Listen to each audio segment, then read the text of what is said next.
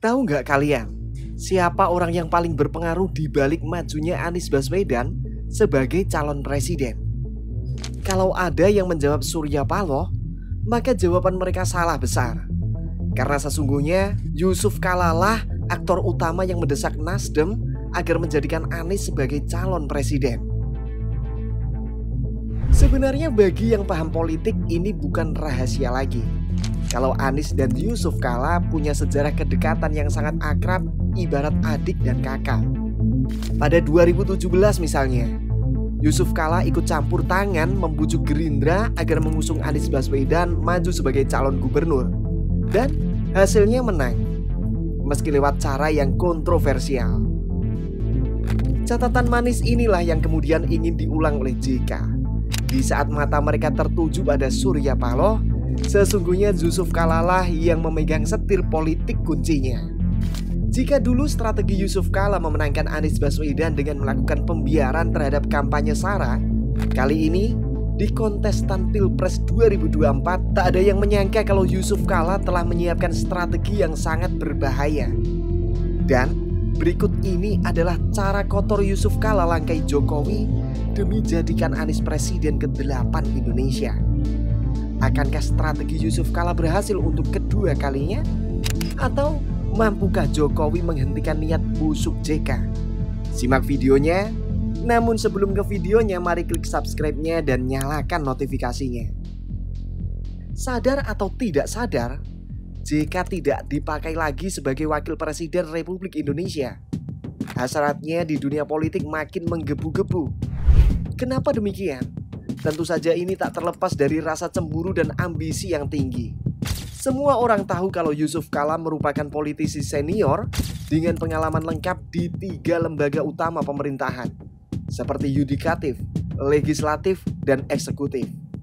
Namun, soal nasib dan keberuntungan, ia kalah dengan Jokowi, yang seyogyanya adalah seorang tukang kayu dan tak punya pendidikan politik yang baik. Pada tahun 2014, mereka dipasangkan sebagai capres dan cawapres. Dari luar keduanya terlihat akur, tetapi di dalam hati Yusuf Kala tersimpan rasa cemburu karena merasa kedudukannya seharusnya lebih tinggi dibandingkan dengan Jokowi. Itulah mengapa Jokowi dan JK sering terlibat perbedaan pendapat.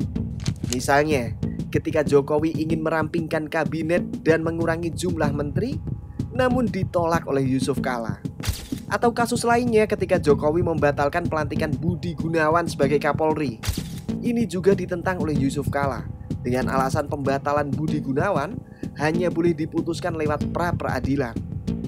Intinya, banyak sekali kebijakan Jokowi yang ditentang oleh Yusuf Kala, sehingga ruang bicara yang terlalu bebas diberikan kepadanya, membuat Yusuf Kala lupa diri dan lupa posisi, bahwa ia hanya seorang bawahan, yaitu seorang RI 2 bukan RI 1.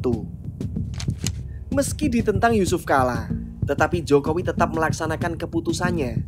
Makanya pada tahun 2019, ketika Yusuf Kala tidak lagi menjabat sebagai wakil presiden, dia mengambil posisi sayap kiri untuk mendukung politikus yang kontra terhadap pemerintahan Jokowi.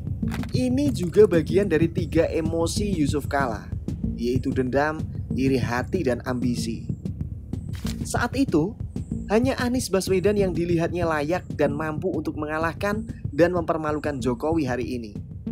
Ketika Jokowi bertamu di kediaman Yusuf Kala yang saat itu cucunya baru saja lahir, semua orang justru terfokus pada raut wajah Yusuf Kala yang dinilai tidak respek dan tampak enggan untuk menjamu presiden. Tak bisa dibohongi, pertemuan antara Jokowi dan JK hanya sebuah formalitas silaturahmi saja. Di banyak kesempatan, Yusuf Kala semakin berani mengkritik, bahkan terkesan memaksa Jokowi untuk menuruti kemauannya. Seperti saat JK meminta Jokowi untuk tidak ikut campur dan menunjukkan dukungan secara frontal kepada salah satu paslon. Di lain kesempatan juga, JK menyerang Jokowi soal pembangunan jalan tol. Dia juga menyindir soal banyaknya tenaga kerja asing di Indonesia. Dan JK merasa kesal kenapa Nasdem tidak pernah lagi diundang ke istana sejak mendeklarasikan Anies sebagai capresnya. Ketika JK sudah terbuka melakukan serangan terhadap Jokowi, Artinya JK juga sudah siap menerima jika diserang balik. Ingat, Jokowi memegang kartu as perusahaan milik Yusuf Kala yang bermasalah. Jokowi juga masih menyimpan kebijakan Yusuf Kala yang sempat merugikan negara. Jika Jokowi seorang penjahat, sangat mudah baginya membuat perusahaan milik Yusuf Kala pailit. Adapun beberapa kebijakan Yusuf Kala yang sangat kontroversi, yaitu JK pernah mengatakan kalau suara kaset pengajian yang diperdengarkan menjelang sholat dianggapnya sebagai polusi udara. Meskipun pada akhirnya setelah dihujat banyak orang, JK mengakui kesalahan itu. Lalu pertanyaannya, sekarang apa rencana besar Yusuf Kala sebagai pemegang setir politik Anies dan Caimin? Hari ini saja dari pagi buka Instagram, Ustadz arah kami kemana?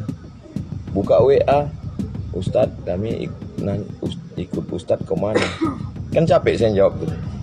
Nah ini gak paham. Sekali dayung 2-3 pulau terlampau. Kalau kalian sadar, sekarang ini rencana serupa tengah mereka jalankan seperti tahun 2017 kemarin, yaitu memainkan emosi umat mayoritas dengan melibatkan tokoh-tokoh muslim yang berkarisma dan punya pengikut yang besar, seperti Ustadz Abdul Somad. Video ini sedikit banyak menjelaskan, dalam waktu 2 bulan masa kampanye ini, jangan heran kalau isu agama, Palestina, dan penindasan ulama akan kembali digoreng. Karena seperti yang diketahui, dari 3 paslon, hanya paslon Anies dan Caimin yang sudah terang-terangan menolak melanjutkan semua kinerja Jokowi nanti. Tentu saja, keputusan itu adalah kesepakatan golongan mereka, yang di dalamnya ada sosok Amin Rais. Ya, kalau mitosnya disebut di mana ada Amin Rais, di situ ada kekalahan. Tulis di kolom komentar and see you next video. Bye-bye.